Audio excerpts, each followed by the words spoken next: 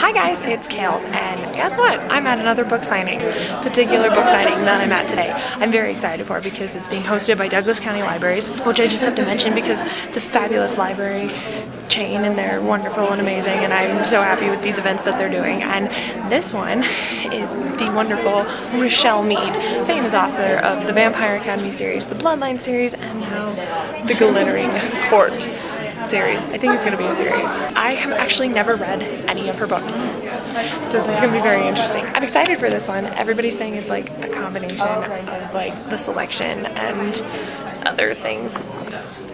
Yeah, it looks really good, and I'm really excited to get to meet her and to do this book signing, as per always. I did also get the very first Vampire Academy book, so I'm gonna try it. I promise I'm going to try.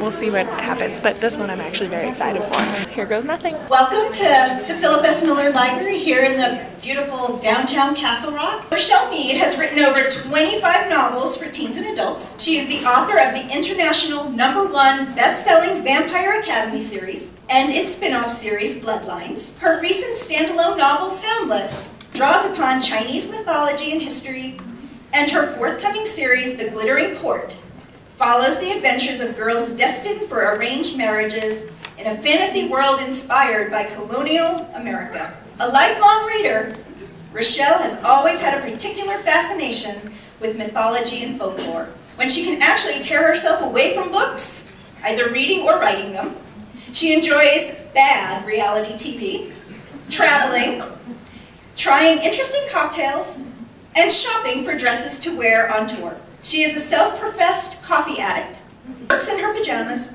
and has a passion for all things wacky and humorous. Originally from Michigan, Richelle now lives in Seattle, Washington, where she is hard at work on her next novel. So please welcome Richelle Mead.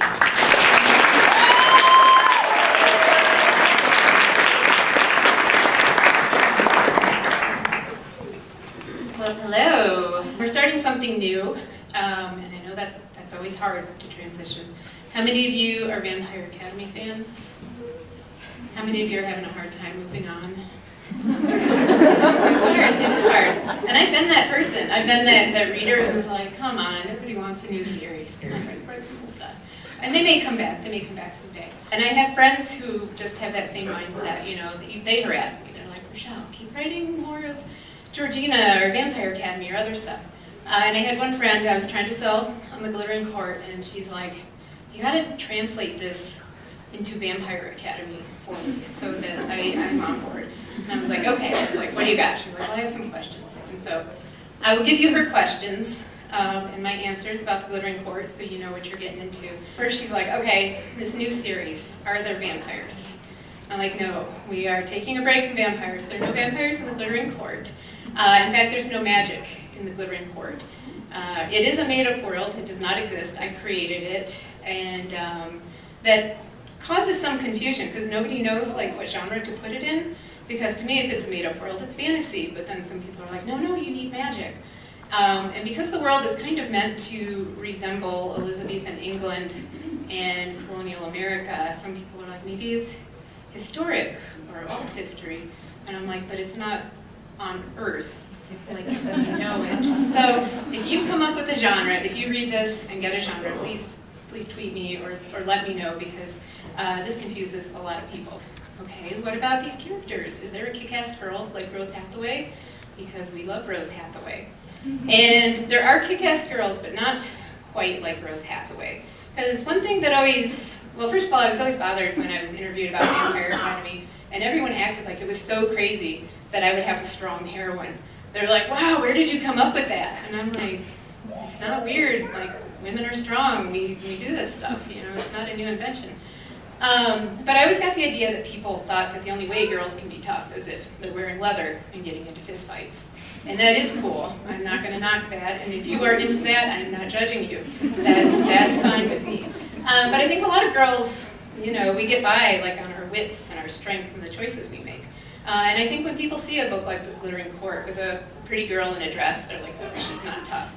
And so I wanted to kind of make these girls who are going to balls and they're looking for arranged marriages, and they're tough in their own ways. They're kind of breaking rules, And when people make choices for them, they're trying to exert their own control and show that they're tough, because I just think it does a disservice to women to assume there's only one way to be strong. So there are kick-ass girls, just not with silver stakes. One thing that was very important to my friend, is there someone like Adrian? And my answer was, there's no one like Adrian. Why would you even ask a question like that? So no, there's not anyone exactly like Adrian, but there's a whole host of guy characters, and they're great. They have their own kind of things going on. There's guys, there's spies and pirates and heretics, and they're kind of cool. And Adelaide's love interest is a guy named Cedric, who's kind of got his own he kind of schmoozes too, like she does. And theirs is a fun relationship because unlike, say, Bloodlines, where, you know, one of the main obstacles in the romance is, I hate vampires, how do I love you? Like, there's no internal stuff. Like, Cedric and Adelaide would just be making out the whole book if they could. Like, they like each other, there's no problem. It's the rest of the world coming after them. Are there cliffhangers? Because you say you don't like them, but you do. Well, they send me little hate tweets, like, oh, come on, they like it. Everyone loves Shadowkiss, I don't care what you guys say. There aren't actually cliffhangers in this. It's an interesting kind of setup. Each book is self-standing. You could read it entirely and you would know that girl's story. You can switch them in any order, but they kind of overlap, and so each book tells a larger piece of the story, and so by the time you're done, you get the whole picture. And so you can read Adelaide's book here, and someone may walk into a room, and it's like, oh, that guy's nobody. And then you get to one of the other books, and you find out, like, he was passing a treasonous message, and he's actually someone important.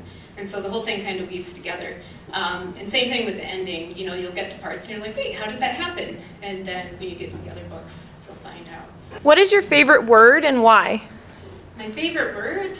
I don't think I could give you one on the spot. And I'm not even dodging that. I dodged some questions, but I don't know. I'm not sure this is my favorite word, but The one you like right now. I just taught my 4-year-old supercalifragilistic. There you go. Because he wanted to know the longest word, and I didn't know how to answer that. I was like, in English or in existence? And he's like, I don't know, what's the longest word? And so I got on my phone, I'm like, Siri, what's the longest word in English language? And she points me to this article that says, like, it depends on, you know, where you talk about a chemical name, because like those are super long, and then it listed that one, and so we got onto YouTube and watched the scene from Mary Poppins. That's awesome. It was good times. So I'm in line, finally. I'm like number 56, I think. This many people are ahead of me, which is exciting and great. I loved her talk. It was great getting to learn more about her. I have to say it's very interesting going to a book signing with an author that you've never read any of their books before. You really get to learn about them, and I'm excited to tell her that I'm a new reader, and I am very excited to try out her books because this Glittering Court one sounds awesome and frankly like right up my alley, and I'm very, very excited for it because I'm not really a vampire person, but I could get used to this Glittering Court and this like multiple layer story thing she's got going on. Oh yeah, I could do that. That'd be a lot of fun. So yeah, I'm gonna stand in line and continue to wait. No, I'm actually a new reader of yours. I've never read any of your books before, and I had friends who are not in state, and they told me to come and meet you and get books for them, and so I'm really excited to start reading it and become a new fan. None of them. You're talking about Vampire Academy, I have no idea, so I'm very green. And I'm very excited. That's very exciting for me. It's a lot of pressure for me too. Like whenever I have heard nothing but good things all over BookTube and all over, you know, with my friends and stuff. So it'll be great. Okay. Thank you so much. Thanks so much. You go ahead. So that was super cool. I'm headed out to my car now. I just met Richelle Mead. That's really cool. That was a new experience for me. I'm really excited about